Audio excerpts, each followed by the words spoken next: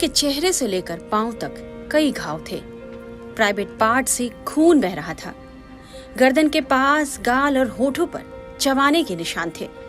उसे देखकर ही लग रहा था कि उसके साथ कुछ अनहोनी हुई है। पोस्टमार्टम हुआ तो डॉक्टर्स की भी रूह कांप गई। उसे एक दरिंदे इंसान ने गिद्ध की तरह नोचा था। उसके मुंह में कपड़ा ठूंसकर उसके साथ हैवानियत की गई। 1-2 बार नहीं बल्कि कई बार उसके साथ रेप हुआ।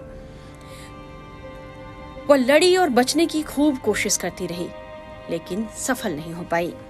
उसकी लाश को जिसने भी देखा वो खुद को रोने से रोक नहीं पाया। यहाँ तक कि उसका पोस्टमार्टम करने वाले डॉक्टर्स की भी रूह कांप गई थी।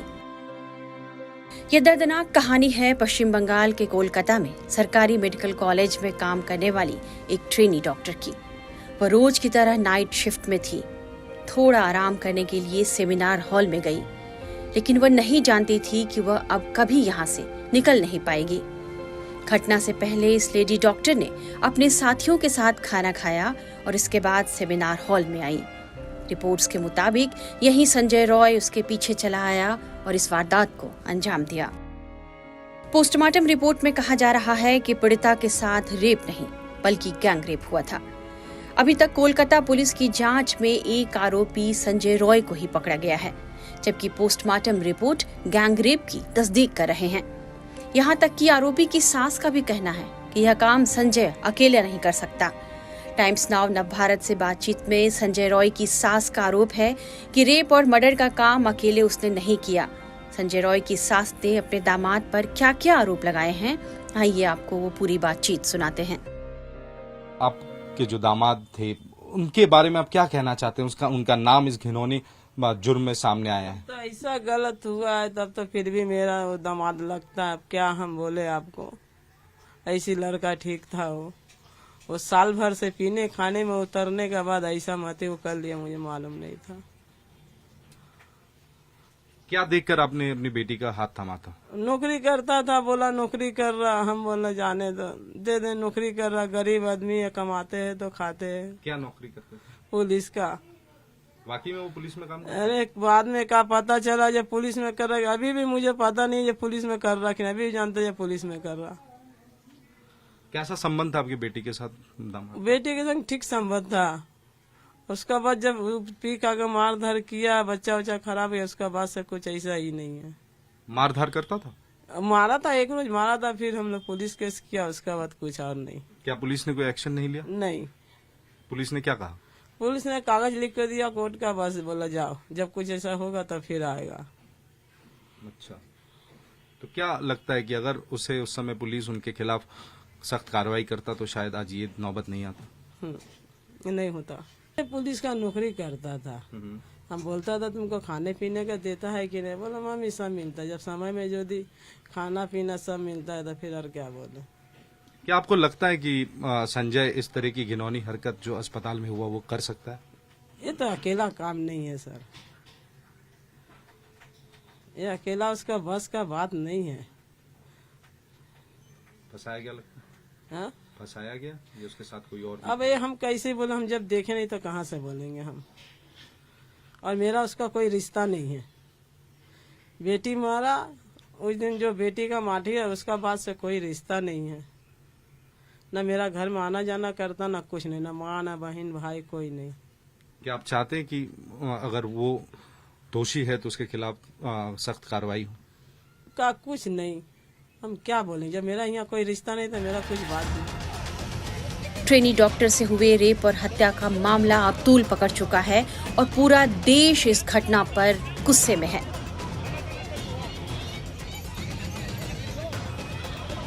एक तरफ जहां देश भर के डॉक्टर्स इस मुद्दे को लेकर प्रदर्शन कर रहे हैं, तो सड़कों पर आक्रोश है और पूरा बंगाल तो मानो उबल रहा है। इस बीच सीबीआई के अधिकारी कल पीड़ित के घर पहुंचे और उसके माता पिता का बयान भी दर्ज किया। पीड़िता के घर की सुरक्षा भी बढ़ा दी गई है और किसी को उसके घर जाने की इजाजत नहीं।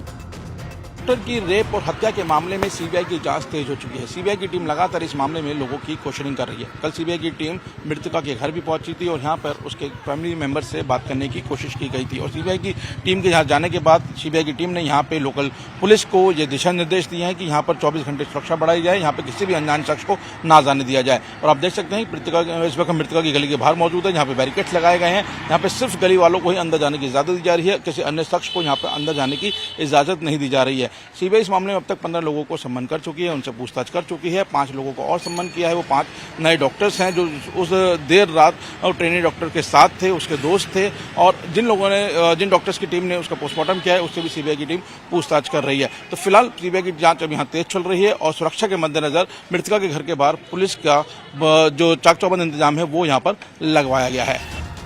दूसरी तरफ पीड़िता के पिता ने ममता सरकार की ओर से दिए गए किसी भी आर्थिक मदद को लेने से इनकार कर दिया है। दरिंदगी का शिकार हुए बेटी के पिता ने कहा है कि यदि उन्होंने बेटी पर हुए अत्याचार के बदले में पैसा ले लिया तो उनकी बेटी की आत्मा को दुख पहुंचेगा। उन्होंने कहा, मैं तो प्रशासन से सिर्फ न्याय की मांग करता हूँ। सीबीआई के साथ हमारी बातचीत का विवरण देना कानूनी तौर पर उचित नहीं है। इस मामले के संबंध में की गई पूछताछ के बारे में मैं आपको कुछ नहीं बता सकता। सीबीआई ने हमारे बयान दर्ज किए और हमारे पास जो भी जानकारी थी उन्होंने दर्ज कर लिया है। मैं आरजी कर हॉस्पिटल में हुए तोड़फोड़ की घटना पर टिप्पणी नहीं कर सकता क्योंकि मैं इससे बहुत दूर हूँ। लेकिन मैं देख रहा हूँ कि कैसे न केवल देश में बल्कि विदेशों में भी सैकड़ों और हजारों लोग विरोध करने के लिए सड़कों पर उतर आए। उसके लिए मैं सबका आभार व्यक्त करता हूँ जो भी मेरे साथ खड़े हैं। मैं उन सभी को अपने बेटे और बेटी के समान मानता हूँ। हम उन सभी लोगों को अपना प्यार देते हैं। जो भी विरोध कर रहे हैं हम उन्हें अपने बच्चे की तरह मानते हैं। आंदोलन माने प्रतिबाद করছে। सबूतों से छेड़छाड़ को लेकर हम उस पर कोई टिप्पणी नहीं कर सकते। এর পেছনে আমি তো মন্তব্য করাটা ঠিক না। এটা বিচার বিভাগের একটা বিষয়। এটা আমি কি করে বলবো? इस पर अधिकारियों को काम करना है। यह कानूनी मामला है, इसलिए कोई टिप्पणी नहीं कर सकता। सीबीआई ने आश्वासन दिया है कि सबूतों के आधार पर अपराधी को पकड़ पाएंगे और कड़ी सजा दी जाएगी। বলেছেন করে দেবো। হ্যাঁ ওটা তো বললাম আবার সেটা অবশ্যই বাড়ছে। এত কোটি কোটি ছেলে মেয়ে সবাইকে আমার নিজের ছেলে মেয়ে মনে করছি। हम विरोध प्रदर्शन के लिए देश के आभारी हैं। इससे उम्मीद बढ़ती है कि न्याय मिलेगा। যে আমাদের এভাবে পাশে থাকার জন্য। আজকে হঠাৎ করে আপনি যদি কিছু মনে না করেন, হঠাৎ করে আজকে একটা পক্ষ হলো যে মুখ্যমন্ত্রীর তরফ থেকে একটা আর্থিক ক্ষতিপূরণের একটা ব্যবস্থা করা হচ্ছে, এরকম একটা খবর। बदले में पैसे लेंगे तो हमारी बेटी बहुत दुखी होगी। हम न्याय चाहते हैं। বিনিময়ে যদি আমরা টাকা নেই আমার মেয়েটা খুবই দুঃখ পাবে। সেটা তো আপনাকে আমি বলেছি যদি কোনো বিচার পাই অবশ্যই গিয়ে আমরা বলেছি নবান্নকে নিয়ে আসবো।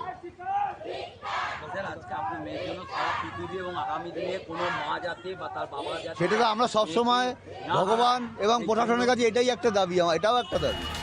इस बीच सीबीआई ने मामले की जांच तेज कर दी है। एक तरफ जहां आरोपी को गिरफ्त में लिया गया है उससे पूछताछ हो रही है, वहीं सीबीआई ने 4 डॉक्टरों को भी पूछताछ के लिए बुलाया है। बताया जा रहा है कि सीबीआई जांच में कई लोगों से पूछताछ के लिए लंबी लिस्ट लिए बैठी है।